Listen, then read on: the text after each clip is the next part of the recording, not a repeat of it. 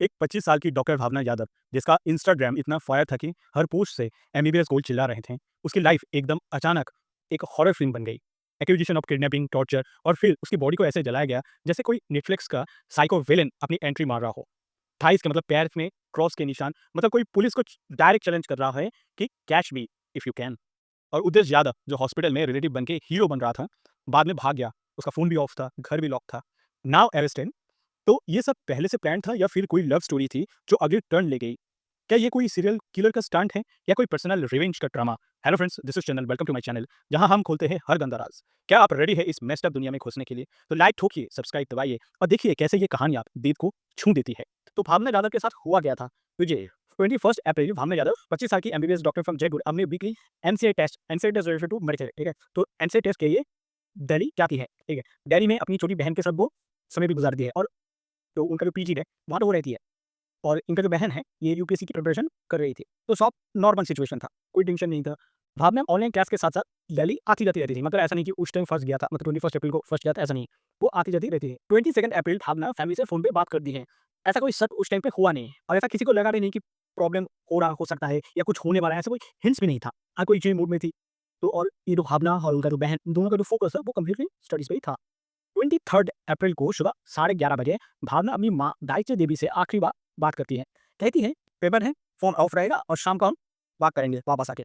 Exam देने मैं जा रहा हूँ, उसके बाद जब हम शाम को लौटेंगे उस टाइम पे हम कॉल करेंगे। लेकिन शाम तक कोई कॉल नहीं आया। मॉम को थोड़ी चिंता हो रही थी, लेकिन उन्होंने उस टाइम पे उतना ध्यान नहीं दिया। उन्होंने ये सोचा कि शायद वो बिज़ी है तो इसके कारण कॉल नहीं कर पाई। तो ये 23 अप्रैल ऐसे चला गया। 24 अप्रैल सुबह सा 7 बजे रफ़ली 7 या 8 बजे उस टाइम पे भावना का एक टेक्स्ट आता है। वो जल्दी घर आएगी लेकिन 8:35 तक, मतलब वो 7-8 बजे ऐसा तो उन्होंने जस्ट टेक्स्ट डाल दिया था। लेकिन उसके बाद भी उनका कोई कॉल नहीं आया। तो 9 बजे के आस-पास उदेश यादव नाम का एक शख्स जो भावना का दूर का रिश्तेदार था और हरियाणा एग्रीकल्चर यूनिवर्सिटी में क्लर्क था, गायत्री देवी को कॉल करता है और कहता है भावना जल गई है। हिसार के सोनी हॉस्पिटल में है। अब गायत्री देवी को इनिशियली लगा कि कोई मज़ाक कर रहा है, लेकिन बाद में गायत्री देवी अगेन जब कॉल बैक की, उसके बाद नर्स ने उनका कॉल है वो पिकअप किया। उसके बाद नर्स ने गायत्री देवी को समझाया कि ये हुआ है। इवन वीडियो में भी दिखाया कि आपका बेटी ये है और इनका ये जो सिचुएशन है ये देखिए। गायत्री देवी वो देख के वो शॉक में चली गई। तुरंत हिसार के लिए निकल गई। हॉस्पिटल में देखती है भावना सामने से ऑलमोस्ट 80% जल गई है। फेस, चेस्ट, लेग, मतलब घुटने तक पूरा जल गई है। लेकिन उनका जो बैक है या आप बोल लीजिए ऊपर माथे का जो बाल है, वहाँ पे कुछ हुआ नहीं। पेट और घुटने पर शार्प हो गया वेपन्स का एक कट सी वहाँ पे था। ठीक है? कट का मतलब एक क्रॉस के निशान वहाँ पे था। ठीक है? तो और उस टाइम पे भावना तड़प रही है। और उस टाइम पे एक्चुअली भावना एक बार जो इनिशियल कॉल हुआ था, तो उस टाइम पे भावना गायत्री देवी को कहती है कि मुझे बचा दीजिए मम्मी, ये लोग मुझे मार देंगे।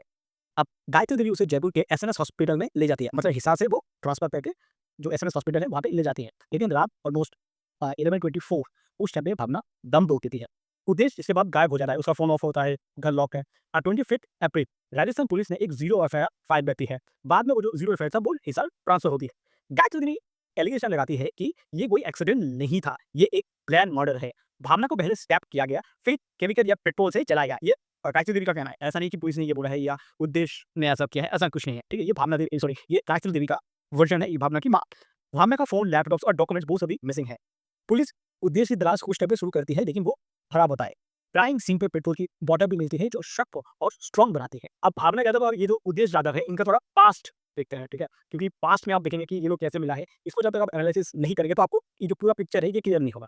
तो भावना यादव ये राजस्थान से बिलॉन्ग करती है और ये उद्देश्य यादव ये रेवड़ी हरियाणा का रहने वाला है। तो हिसार के सीसीएसएचएयू में एक क्लर्क था। अब सीसीएसएचएयू इसका जो फुल फॉर्म है ये है चौधरी चरण सिंह हरियाणा एग्रीकल्चर यूनिवर्सिटी, ठीक है? तो इसमें क्लर्क था और इन दोनों का जो मुलाकात हुआ था या आप बोलिए इन दोनों का जो रिश्ता शुरू हुआ था वो 2018 में हुआ था।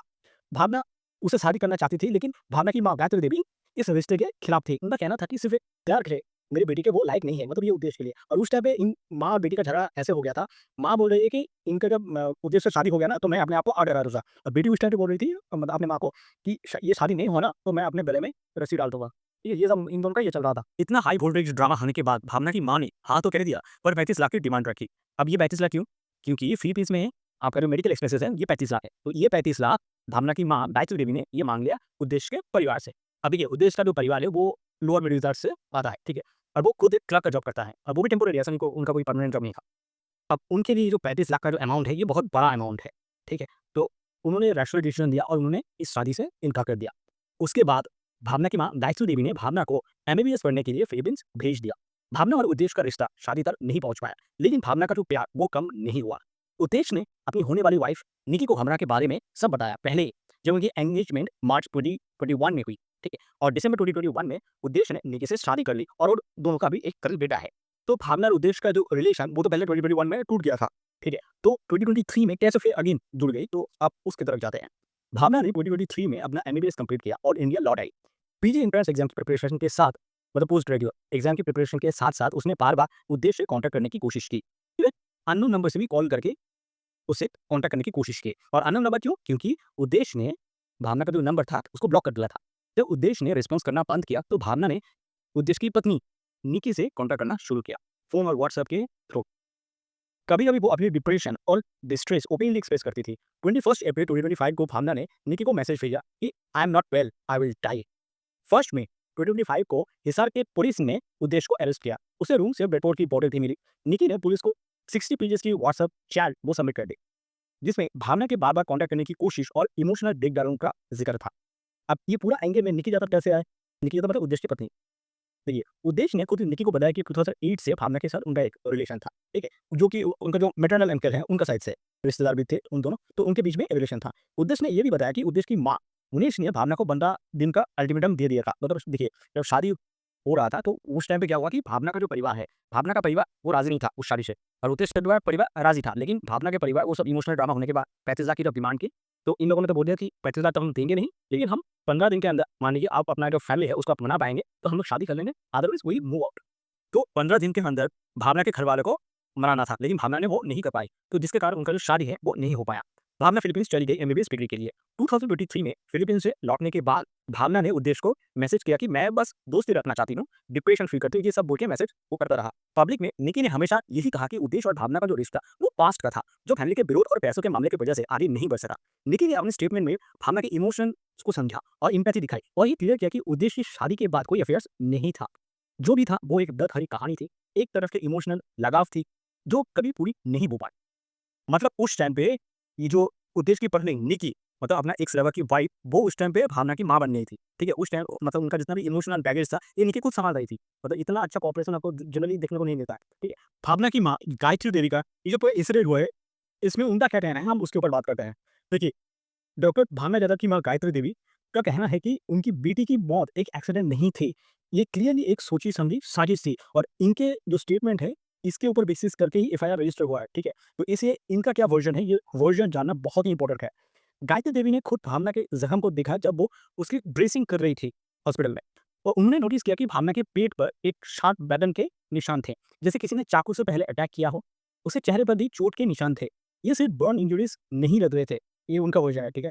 उन्होंने कहा है कि किसी ने मेरी बेटी को पहले चाकू से मारा, फिर जिंदा जला दिया।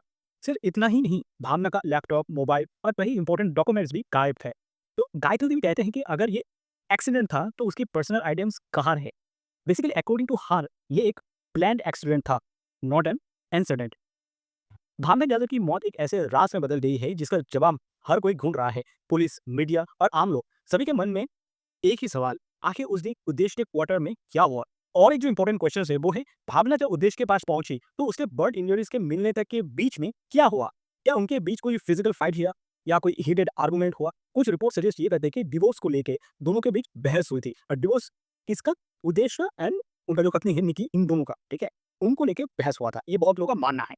इवन फॉरेंसिक टीम के लिए भी एक क्रूशियल क्वेश्चन है, क्या भावना के जख्मों को फायर से पहले मारपीट के निशान थे? मतलब भावना को पहले से किसी ने चोट पहुँचाने की कोशिश की या उसे मारने की कोशिश की, उसके बाद आग लगा दी, ऐसा कुछ सिचुएशन था क्या? उसकी माँ गायत्री देवी तो कह रही है उसके पेट में चाकू जैसे घाव थे, तो क्या उसके साथ पहले असॉल्ट किया गया था, फिर उसे जला दिया गया? तो ये क्वेश्चन भी हमें ढूँढना है। अब देखिए, ये जो पेट्रोल का इंजन है इसके ऊपर भी बात करना ज़रूरी है। क्या पेट्रोल या कोई जो और केमिकल्स है जानबूझ के यूज़ किया गया है? और जिस बॉटल में वो पेट्रोल मिला वो किसने खरीदा? उद्देश्य ने खरीदा या भावना ने खरीदा या किसी थर्ड पर्सन ने खरीदा? किसने वो खरीदा और क्यों वहाँ पे लेके आया? तो ये भी एक क्वेश्चन है। उद्देश्य के रूम से जो सबूत मिले, पेट्रोल पेट्रोल बॉटल और ये जो जले हुए कपड़े, ये सब क्या दिखाता है? क्या ये सब क्या प्री प्लान मूव का हिस्सा है या एक मोमेंट ऑफ रेज ये है? ये भी हमें ढूँढना है। और एक जो ट्विस्ट है, उद्देश्य ने भावना को हॉस्पिटल तक तो ले गया, ठीक है। पर फिर क्यों भाग गया? उसका फ़ोन क्यों स्विच ऑफ हो गया? घर क्यों लॉक था? क्या वो गिल्टी फ़ील कर रहा था या कुछ छुपा रहा था?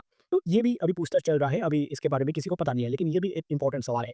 और सबसे ज़रूरी, क्या किसी ने भावना को वहाँ आते हुए देखा था या अंदर जाते हुए देखा था? सीसीटीवी फुटेज या कुछ आई विटनेस है क्या इस केस में? तो ये भी इम्पोर्टेंट है, ये ढूँढना पड़ेगा। और आखिरी में सबसे जो कॉम्प्लेक्स सवाल, इस सब के बीच मतलब इस सब के पीछे क्या मोटिव क्या था? एक पुरानी love story, unsolved emotions, family pressure या कुछ और जो सामने नहीं आया? जब तक इन सवालों के जवाब फॉरेंसिक रिपोर्ट्स, डिजिटल क्लूज़ और गवाहों के स्टेटमेंट से नहीं मिल जाते, भावना की मौत का सच एक अंधेरा राज ही बना रहेगा। मर्डर, सुसाइड या एक हॉरिफाइंग एक्सीडेंट, सच तक पहुंचने के लिए इन सवालों का जवाब मिलना ज़रूरी है। With this note, let's wrap up this video for today. Thank you guys for watching this video till the end. आपसे मुलाकात होगा नेक्स्ट वीडियो पे। Till then, bye bye.